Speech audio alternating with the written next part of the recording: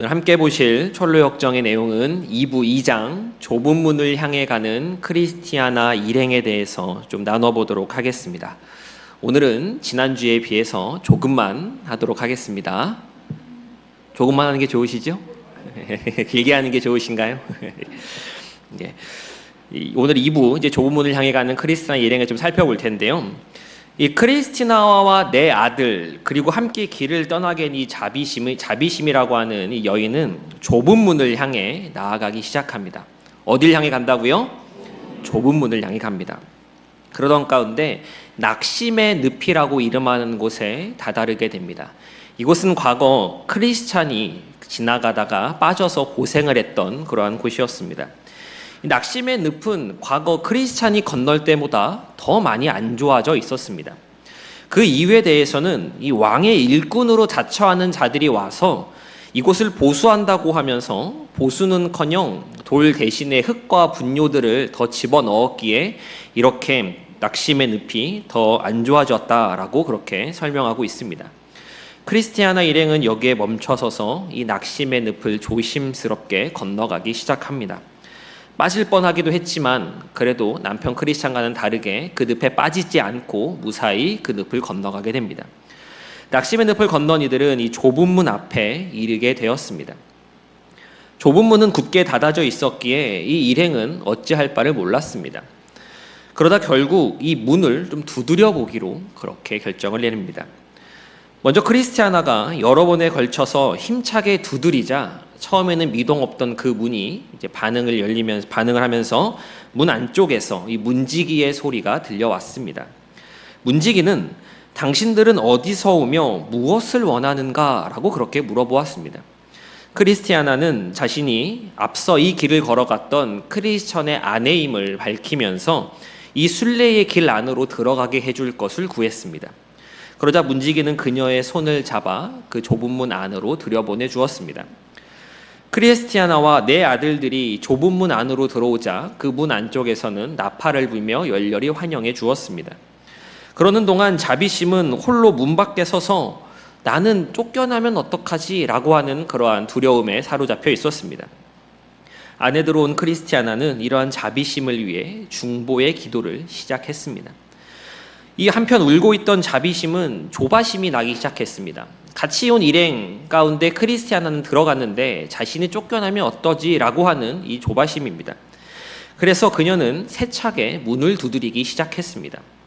어찌나 크게 두드렸던지 안에서 크리스티아나가 하고 있는 중보의 기도를 다 마치지도 못할 정도였습니다. 문지기는 크리스티아나에게 대체 누가 밖에서 문을 두드리고 있는지를 물어보았습니다. 크리스티아나는 자신의 친구라고 대답을 하였고 문지기는 문을 열고 내다보았습니다. 자비심은 문이 열리지 않을 것 같은 그러한 마음에 너무 세차게 이 문을 두드려서 그만 기진하여 기절한 상태였습니다. 문지기는 이 자비심의 손을 잡고 일으키며 무엇 때문에 왔는지 물어보았습니다.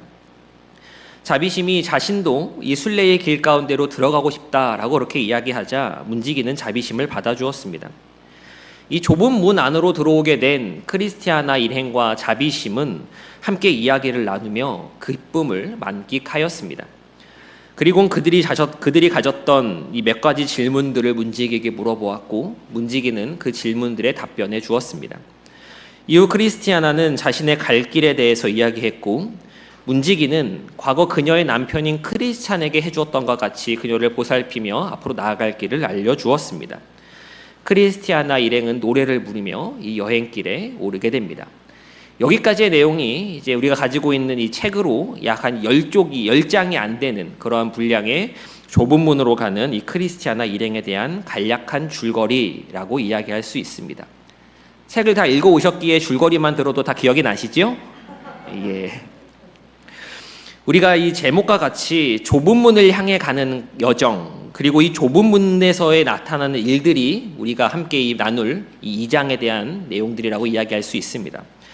우리가 이를 보면서 이 내용을 보면서 다시금 생각해보고 또 주목해야 될 내용들 또 교훈을 얻어야 될 부분들에 대해서 오늘은 크게 두 가지로 좀 나눠보도록 하겠습니다.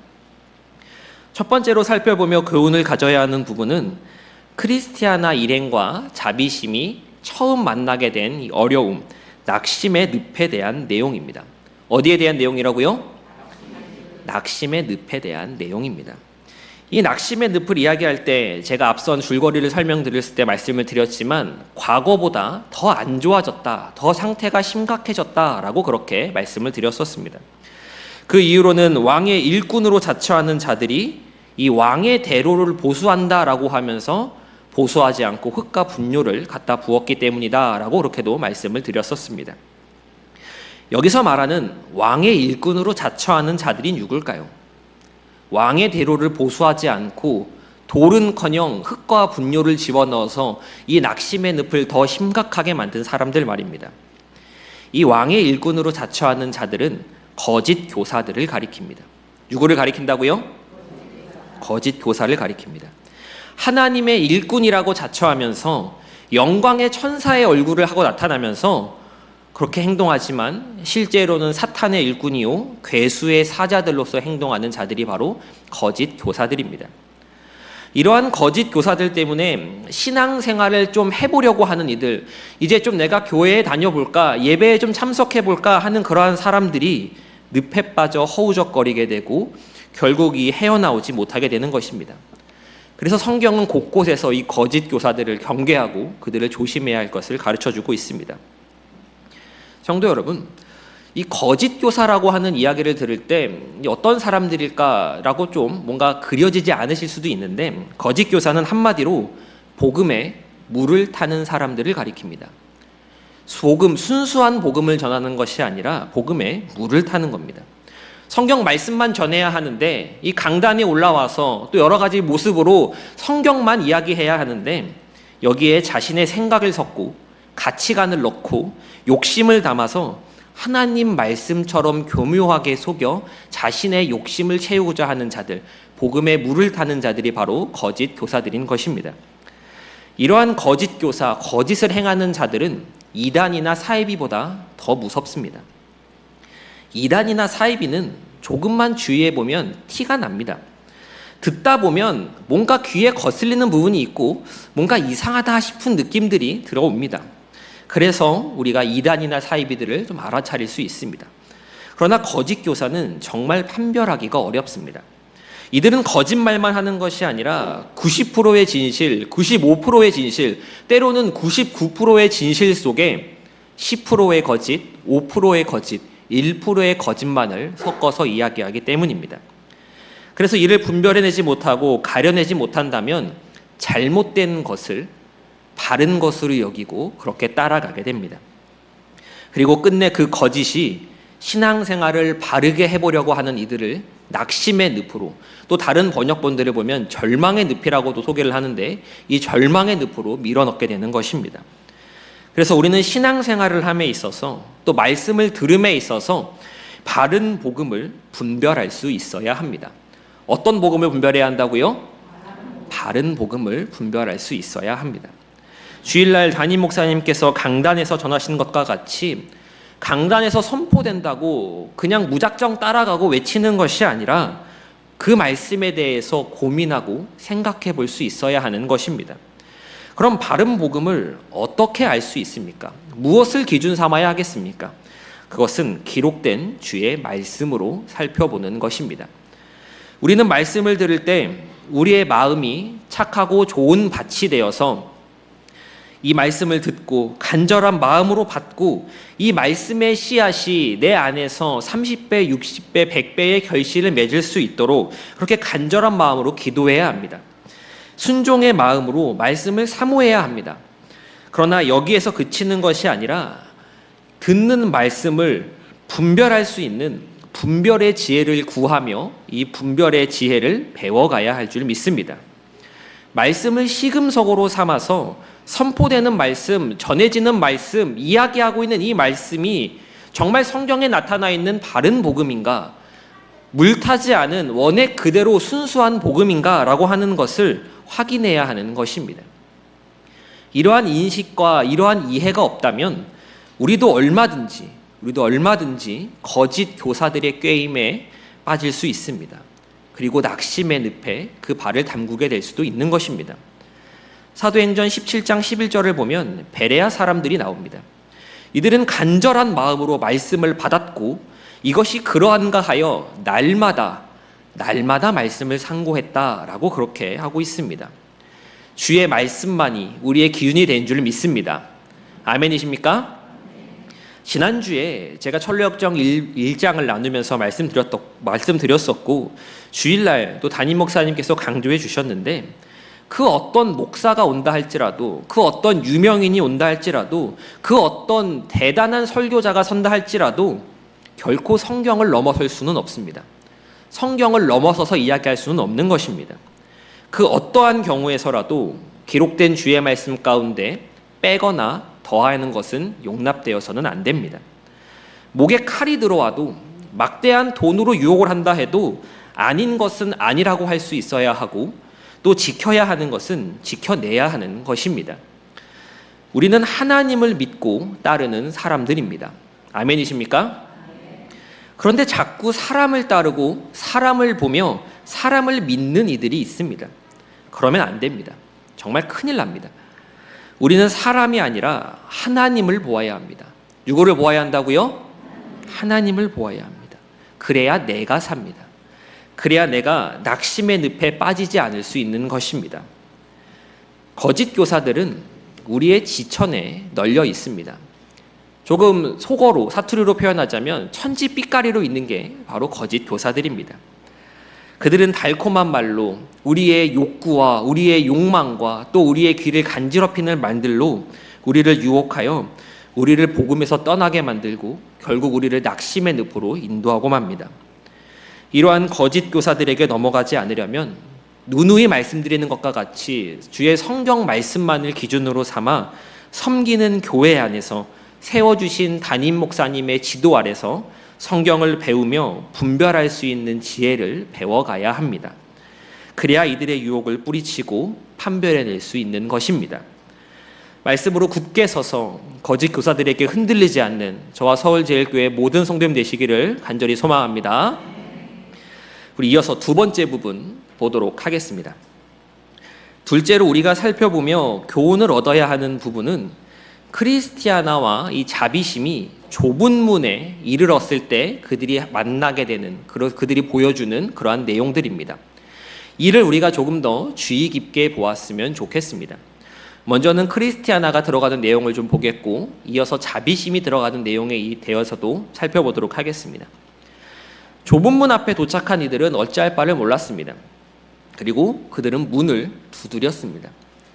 그러나 문 안에서는 아무런 반응도 없었습니다. 이미 떠나온 길이 있기에 다시 돌아갈 수는 없고 문은 열리지 않는 이러한 상황 가운데서 크리스티아나는 문을 계속해서 두드렸습니다. 그제서야 문지기는 반응했고 문지기는 문을 두드린 그녀에게 이렇게 물었습니다.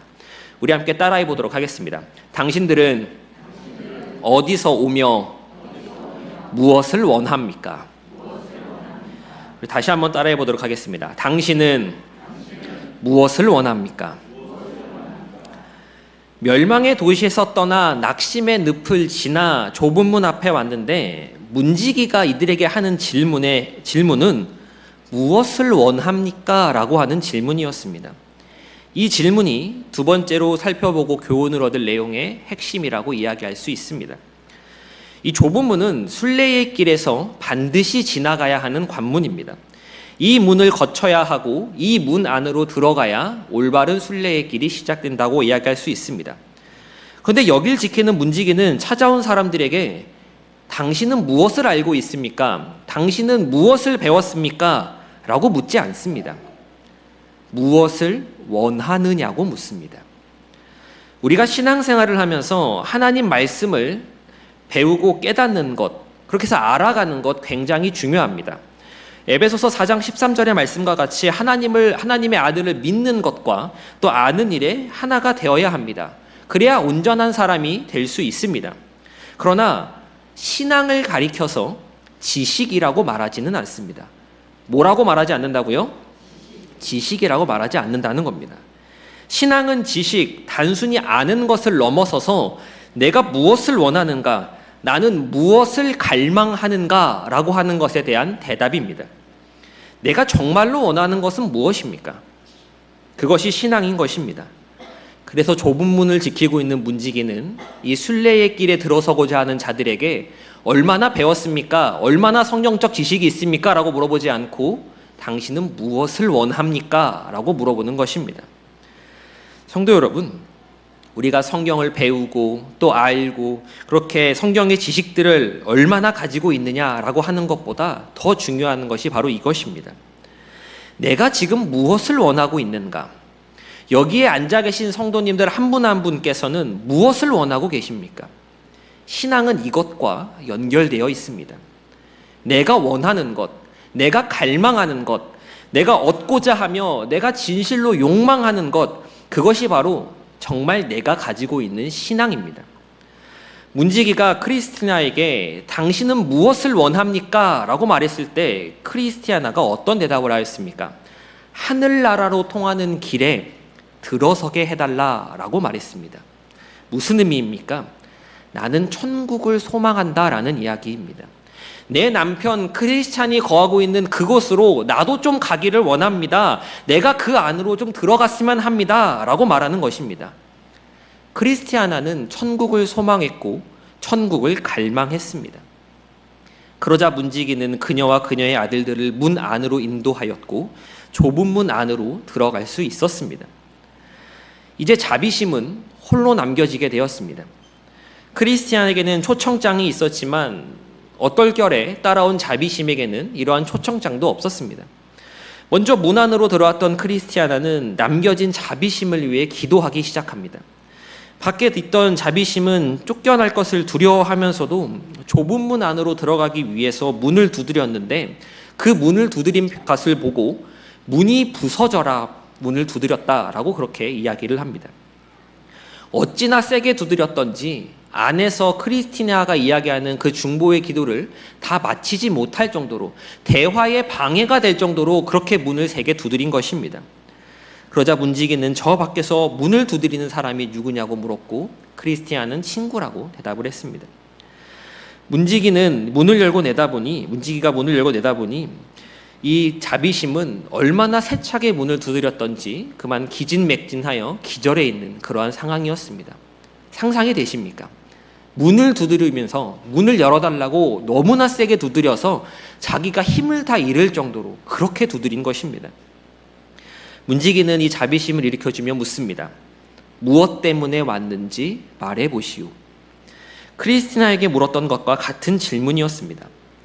자비심은 자기가 크리스티아나와 같이 왕의 초청장, 왕의 편지를 가지고 온 것도 아니고 다만 그녀의 초청을 받았을 뿐이지만 이곳으로 함께 들어가고 싶다고, 혹시나 죄를 사하시고 은혜를 베풀어 주실 여유가 있으시다면 이 불쌍한 종이 거기에 참여할 수 있게 해달라고 그렇게 부탁했습니다.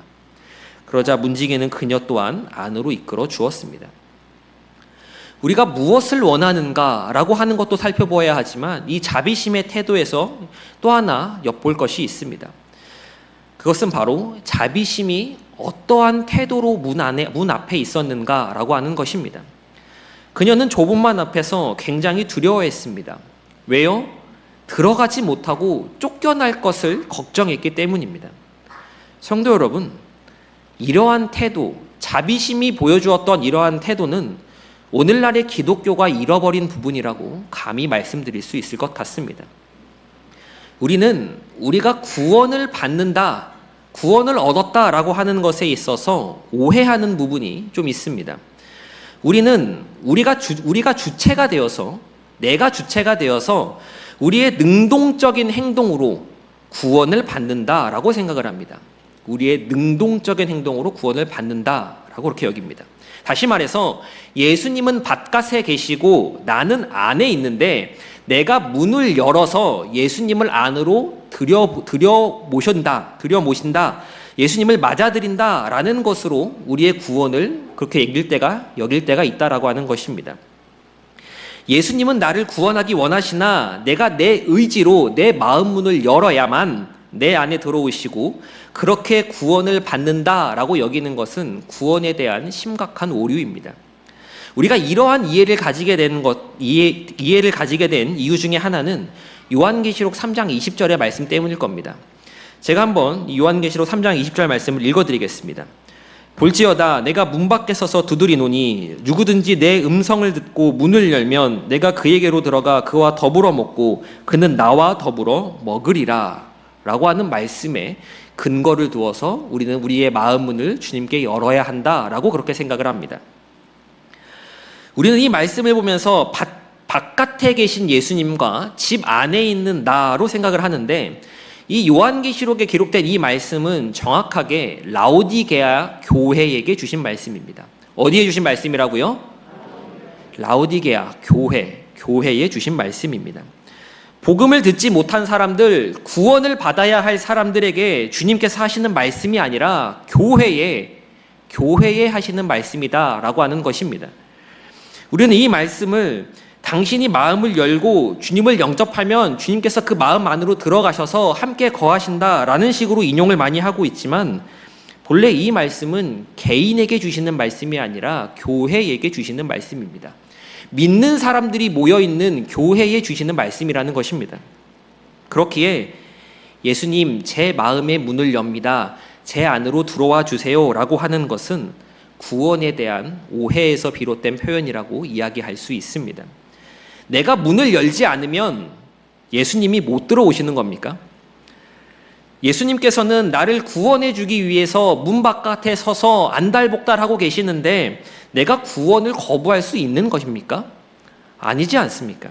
성경은 그렇게 말하지 않습니다. 성경은 두드리라, 구하라, 찾으라 라고 하면서 계속해서 두드리고 계속해서 찾고 계속해서 구할 것을 말합니다. 그런데 그렇게 구하여도 얻지 못하는 자가 있다라고 이야기하기까지 합니다. 구원은 100% 하나님의 주권적인 영역이기 때문에 그렇습니다. 몇 프로 하나님의 영역이라고요? 100% 하나님의 주권적인 영역이기에 그렇습니다. 내가 구원이라고 하는 것에 있어서 무언가 더하거나 내 공로가 들어가야 하는 것은 없습니다. 그렇기에 내가 문을 열어야 예수님이 들어오신다라고 생각하는 것은 성경의 가르침과는 다른 방향입니다. 만약 이렇게 잘못된 가르침을 가지고 생각하다 보면 어떠한 결과를 가지고 오게 되는지 아십니까? 내가 예수를 믿어주는 것이 됩니다. 내가 결신하여 주는 것이고 내가 믿기로 결심해 드리는 것입니다. 내가 주님께 문을 열어들었으니 내 안에 들어오신 주님이 고마워해야 하는 것이고, 나는 내가 받은 구원에 있어서 문을 열었다라고 하는 공로, 기여가 있는 것으로 되는 것입니다. 구원의 열쇠를 받아서 여는 것은 나이기에 구원이라고 하는 것에 있어서 내 공로, 내 업적, 내 기여가 남아지게 됩니다. 그러나 이것은 구원에 대한 올바른 이해가 아닙니다. 성도 여러분, 구원은 100% 하나님의 주권적인 은혜로 이루어지는 것입니다. 믿으십니까? 우리는 주님이 문 바깥에서 노크하시면서 누구누구야, 아무개야, 나 좀 들여보내주면 안 되겠니? 라고 말씀하시니까 내가 열어드린다고 하는 것으로 이해하는 것이 아니라 하나님께서 내게 은혜 베풀어 주시기를 간구해야 합니다. 우리는 하나님께 그렇게 나아가야 하는 것입니다. 오늘날의 많은 성도들이 구원이라고 하는 것에 있어서 예수님을 내가 문을 열어드리는 것으로서 이 구원을 이해하다 보니 교회 안에서는 구원을 열망하는 그러한 모습을 찾기 어려워졌습니다. 내가 그냥 영접하면 되지, 예수님 내 마음 문을 엽니다, 나에게 들어와 주세요 라고 그냥 이야기하면 되는 것 아닌가 라고 여기기에, 내가 문만 열어드리면 된다라고 생각하기에 구원을 열망하며 자비심이 보여줬던 것 같이 문을 세차게 두드리는 그러한 모습들이 사라지고 만 것입니다. 책이 있으신 분들은 집에 가셔서 이 문지기에게 간구하는 크리스티아나와 자비심의 표현들을 좀 곱씹어 보셨으면 좋겠습니다. 그 내용들을 보시면, 아니 이렇게까지 이야기한다고? 이렇게까지 간절히 바란다고? 이렇게까지 낮아져서 요청한다고? 하는 내용들이 기록되어 있습니다. 그들이 그렇게 말하는 것은 두려움 때문이었습니다. 거절당할까? 쫓겨날까? 받아들여주지 않으시면 어쩌나 하는 마음이 그들 가운데 있었습니다. 오늘날 우리는 어떠한 마음으로 주님께 나아가고 있습니까? 크리스티아나가 천국을 소망하며 오직 그곳에 가는 것만을 갈망했던 것 같은 그러한 마음이 우리 가운데 있습니까? 자비심이 그 좁은 문 앞에 서서 문 앞에 들어가지 못하고 나는 거절당하면 어떡하지? 은혜 베풀어 주시지 않으면 어떡하지?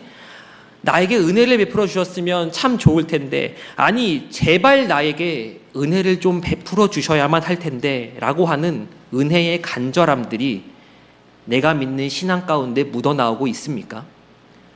우리는 이것을 점검하셔야 합니다. 계속해서 말씀드리지만 구원은 하나님의 100% 온전하신 주권 가운데 이루어지는 사역입니다. 우리가 여기에 뭘 더하거나 뺄 수는 없습니다. 삼위 하나님께서 이루어 가시는 사역입니다. 우리가 이 구원을 받게 될 때에 내가 문을 열어드렸으니 받는 것을 너무나 당연한 것으로 마땅히 받아야 하는 것으로 여기지 않아야 합니다. 또한 주어진 구원이니 다 끝난 것이라고, 나는 그저 구원 받았으니 이 안에서 기뻐 즐거워만 하면 된다라고 그렇게 생각하지도 말아야 합니다. 우리는 두렵고 떨림으로 은혜를 구하며 받은 이 구원을 이루어 나가야 합니다. 그래서 바울 사도는 빌립보서 2장 12절에서 다음과 같이 이야기합니다. 우리 함께 읽어보도록 하겠습니다. 시작.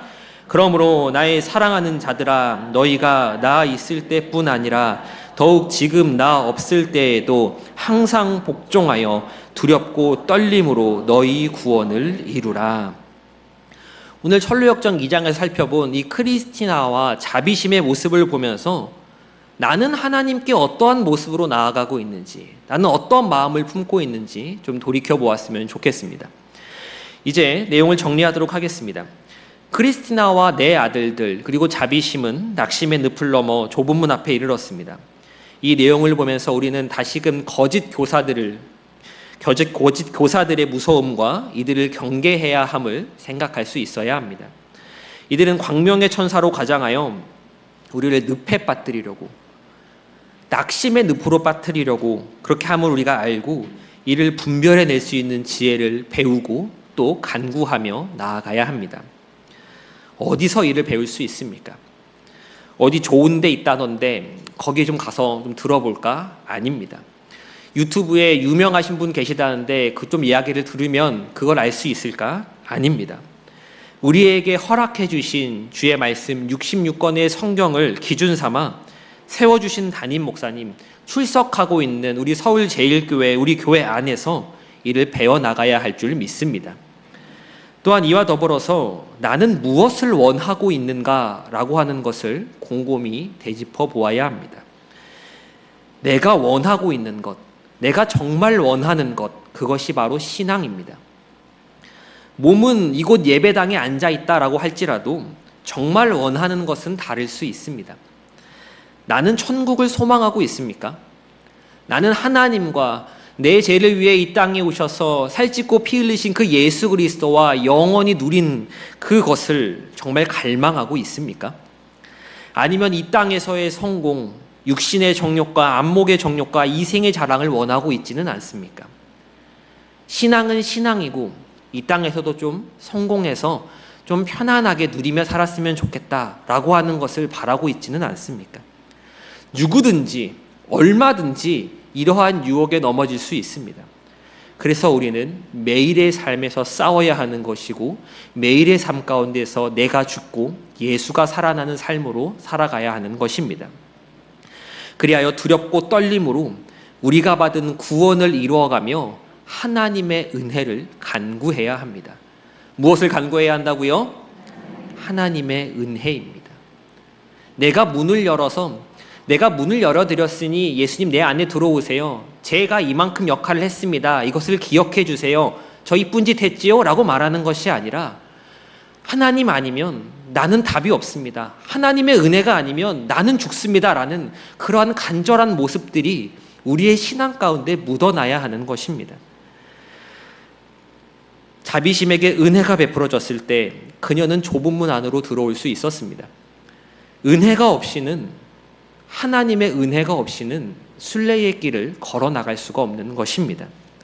이러한 내용들을 곱씹어 보시면서 말씀 안에 굳게 서서 흔들리지 않고 오직 주님만 바라보며 좁은 문, 좁은 길로 나아가시는 서울제일교회 모든 성도님 되시기를 간절히 소망합니다.